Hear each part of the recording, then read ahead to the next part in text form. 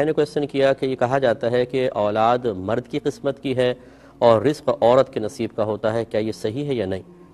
دیکھیں یہ بالکل غلط ہے اور یہ لوگوں میں خواہ معروف ہو گیا ہے اور جاہل قسم کے لوگوں نے ان چیزوں کو عام کیا ہے۔ رزق ہر ایک کی اپنی قسمت اور نصیب کا ہوتا ہے۔ صحیح بخاری کی روایات میں موجود ہے، جب بچہ ماں کے پیٹ میں 4 ماہ کا ہو جاتا ہے تو یہ اللہ کے حکم سے ایک فرشتہ آتا ہے اور اللہ تبارک و تعالیٰ اس کو فرماتا ہے لکھ کہ یہ کتنا رزق حاصل کرے گا۔ ہر بچے کا رزق اللہ تبارک و تعالیٰ گویا کہ اس فرشتے کو لکھواتا ہے، یہ اللہ کی طرف سے مقرر شدہ ہے۔ وَمَا مِن دَابَّةٍ فِي الْأَرْضِ إِلَّا عَلَى اللَّهِ رِزْقُهَا، زمین پر چلنے والا کوئی جاندار ایسا نہیں جس کا رزق اللہ کے ذمہ کرم پر نہ ہو، تو بس اللہ تعالیٰ ہی کے ذمہ کرم پر ہے، تقسیم بھی اللہ نے کر دیا ہے۔ میرے آقا صلی اللہ علیہ وسلم کے فرمان بھی موجود ہے کہ قلم قدرت لوگوں کا رزق لکھ کر خشک ہو چکا ہے، اب کسی پرہیزگار کی پرہیزگاری اس کو بڑھا نہیں سکتی اور کسی کا فسق و فجور اسے کم نہیں کر سکتا، تو بیوی بیچاری کہاں سے بڑھائے گی، کہاں سے کم کرے گی، اس لیے یہ غلط خیالات ہیں۔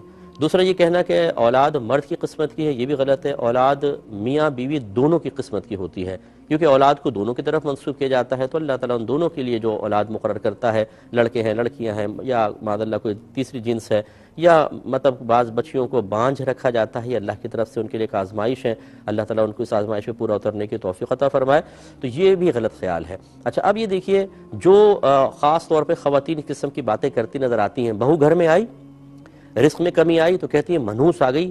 دیکھو صحیح کہا تھا لوگوں نے، اولاد مرد کی قسمت کی ہوتی ہے، رزق عورت کی قسمت، اس نے کم کر دیا۔ اب یہ بتائیے جو نحوست کا کنیکشن آپ نے بہو کے ساتھ ملایا، یہ کس نے آپ کو بتایا تھا؟ آپ کی نحوست نہیں ہے، بہنوں آپ کی بیٹیوں کی نحوست نہیں ہے، دیگر جو گھر میں خواتین ہیں ان کی نحوست نہیں ہے؟ اگر آپ کہیں نہیں تو دلیل دیں اس کے اوپر، غلط بات ہے بالکل۔ اور چلے اگر آپ کو یہ مقولہ مانی لیں، اب اگر اس کے ہاں لڑکی پیدا ہوئی 1 2 3 تو کیوں آپ بہو کو کہتی ہیں اولاد تو مرد کے نصیب کی ہے؟ اپنے بیٹے کو برا بھلا کہیں کہ منوس تو لڑکیاں پیدا کرتا چلا جا رہا ہے، بھاڑ میں جا، مر جا، کمبخت، نکل ہمارے گھر سے باہر، لیکن آپ نہیں کہتے ہیں، کیوں؟ تو اس کا مطلب یہ ہوا یہ سب ایسے الٹے سیدھے مقولات ہیں جو جاہلوں نے عام کرتی ہیں۔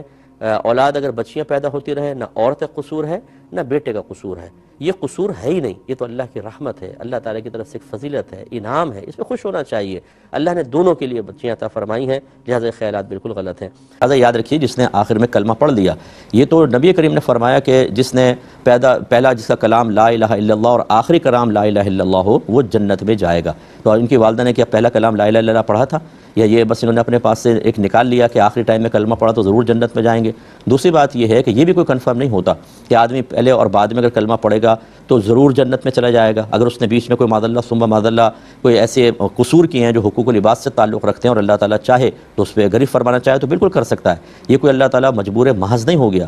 جب اس طرح کی احادیث میں کوئی فضیلت بیان ہوتی ہے تو سینکڑوں کنڈیشنز کے ساتھ ہوتی ہیں جو ذکر نہیں کی گئی ہوتی ہیں، ہم صرف ظاہری الفاظ کو لے کر اور پھر اس طرح اللہ تعالیٰ کو معمولی سا بنا کر پیش کرنا، جیسے اللہ مجبور ہو گیا، کچھ نہیں کر سکتا، اس نے کلمہ پڑھ لیا اب تو اللہ تعالیٰ بھی اس کو نہیں روک سکے گا، یعنی یہ مطلب اللہ تعالیٰ رحم فرمائے۔ اور میں تمام مطلب بہن بھائیوں سے گزارش کرتا ہوں خدا را اللہ تبارک و تعالیٰ کہ پہلے سیکھیں کہ اللہ تعالیٰ ہے کون، اس کا انٹروڈکشن سیکھیں، اپنے اولاد کو سکھائیں، پھر اس کی معرفت حاصل کریں، اس کی قدرت کاملہ کا یقین حاصل کریں تاکہ وہ اس طرح حقارت کسی کے ذہن میں پیدا نہ ہو۔ ایک بہن نے فرمایا کہ تعویذ لٹکانے والی جو حدیث ہے اس کے بارے میں ذرا بتا دیجئے۔ جیسے حدیث میں ہے سرکار نے ارشاد فرمایا کہ جس نے تعویذ لٹکایا اس نے شرک کیا۔ سوال یہ پیدا ہوتا ہے کہ صرف سرکار کی اس طرح فرما دینے سے کہ تعویذ لٹکایا اس نے شرک کیا، کیا ہر تعویذ غلط ہو جائے گا؟ یقینی سی بات ہے کہ نہیں ہوگا، ضرور اس حکم میں کوئی نہ کوئی علت تو موجود ہے۔ نبی کریم صلی اللہ علیہ وسلم نے اصل میں کفار جو تھے وہ شرکیہ اور کفریہ تعویذ لٹکایا کرتے تھے، ان کو منع کرنا سرکار کا مقصود تھا۔ اور یہاں ایک نکتے کی بات اچھی طرح یاد رکھیں کہ جب شراب کی حرمت کا حکم نازل ہوا تو شراب حرام ہوئی تھی، جن برتنوں میں شراب پی جاتی تھی وہ برتنوں کا استعمال تو کوئی حرام نہیں ہوگا، وہ تو برتن ہے، ان میں اگر آپ پانی پیے تو جائز ہونا چاہیے، لیکن رحمت کونین صلی اللہ علیہ وسلم نے شروع میں نہ صرف شراب تو حرام ہوئی تھی اللہ کی طرف سے، ان برتنوں کے استعمال کو بھی منع فرما دیا کہ نہیں کر سکتے۔ اور جب نبی کریم صحابہ کے سامنے کوئی چیز بیان فرمائے تو پھر تو صحابہ پہ نبی کا ماننا فرض تھا نا، گویا کہ برتنوں کا استعمال بھی حرام کر دیا، حکم ماننا فرض ہوا۔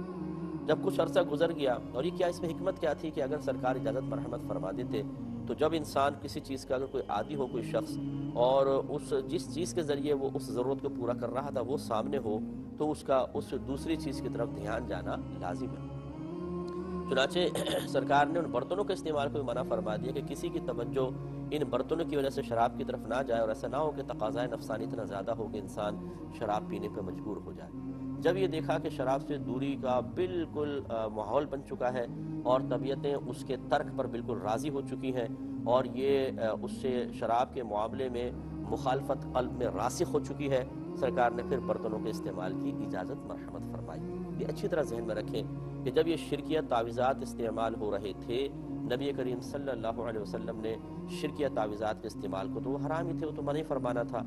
ذکر والے تعویذ بھی بعض حدیثوں میں آتے ہیں سرکار نے منع فرمائے، تاکہ ایسا نہ ہو کہ انسان کو اللہ کے ذکر والے تعویذ استعمال کرے اور آہستہ آہستہ انہی میں جا پڑے۔ لیکن فی نفس ہی حقیقتاً اچھے اور پاکیزہ تعویذات کو منع کرنا مقصود ہی نہیں تھا۔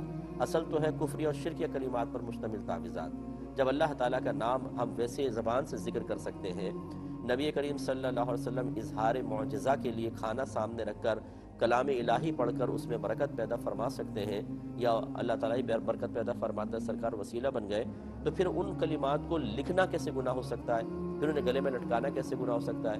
اگر کوئی کہے جی یہ توکل کے منافی ہے، اللہ پہ بھروسہ کرنے کے منافی ہے، تو اس لیے میرے خیال میں اس نے کبھی توکل کی تعریف نہیں پڑھی ہے۔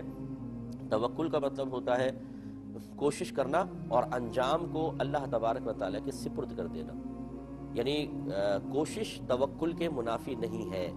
اور اگر کوشش کرنا توکل کے خلاف آپ مان لیں تو پھر تعویذ میں ہی کیوں، پھر دوا میں کیوں نہیں ہوتی؟ آپ ڈاکٹر کے پاس کیوں جاتے ہیں کہ اللہ پر توکل بھروسہ نہیں ہے آپ کو؟ دوا کیوں پیتے ہیں؟ اللہ پر کامل توکل بھروسہ کریں۔ جب وہاں پہ تمام تر کوشش کر کے آپ یہ کہتے ہیں کہ ہم کوشش کر رہے ہیں، شفا دینا نہ دینا تو اللہ کے دست قدرت میں ہے، انجام کو ہم اللہ کے حوالے کر رہے ہیں، تو پھر تعویذات کے معاملے میں ایسا کیوں نہیں ہو سکتا؟ ایک یہ کہتے ہیں کہ واش روم میں کپڑے لٹکانا کیسا ہے؟ دیکھیں اس کو مکروہ لکھا ہے۔ ایک تو پہلے زمانے میں جو واش روم ہوا کرتے تھے تو رات میں کیڑے مکوڑے آتے تھے، اتنا انتظام تو تھا نہیں، تو کپڑوں میں چڑھ جایا کرتے تھے، یہ خطرناک تھا۔ اور دوسرا پھر واش روم کے جو جراثیم وغیرہ ہوتے ہیں وہ کپڑوں کے اوپر آتے ہیں، پھر ہاتھ لگتا ہے، وہ منہ کے اوپر لگیں، آنکھوں پہ لگیں، دیگر مسائل ہیں، طبی نقطہ نگاہ سے بھی ممنوع ہوتا ہے، تو یہ مکروہ ہوتا ہے۔ کوشش کریں کہ وہاں نہ لٹکائیں، اور لیکن اگر لٹکائیں گے تو گناہ کی صورت نہیں ہوگی، مکروہ تنزیہی ہوگا، نہ لٹکانا افضل اور اولیٰ ہے۔ جی بہن نے یہ ڈرامے کے بارے میں کہا کہ اچھے اصلاحی ڈرامے، تو اصلاحی ڈرامے خواتین کے لیے حکم ہے، مرد کا تو پھر علیحدہ ہے، لیکن خواتین اصلاحی ڈرامے دیکھ سکتی ہیں بالکل۔ لیکن بعض ڈرامے ایسے ہوتے ہیں کہ وہ بچیوں کے اندر غلط قسم کی تحریک پیدا کر دیتے ہیں، اس میں ضرور اجتناب کرنا ہوگا، کیونکہ ایک لمحہ ہی ہوتا ہے بس انسان کے قلب اور ذہن کے پلٹنے کا، اس کا بہت خیال رکھا جائے۔ باقی اگر مقصود اصل میں اصلاحی ڈرامہ ہے اور ضمناً پیچھے میوزک چل رہا ہے، تو وہ چونکہ ہمارا مطمع نظر نہیں ہوتا، اس کو کہتے ہیں تابع ہے، تو اس لیے اس کا اصل کا حکم نہیں ہوتا۔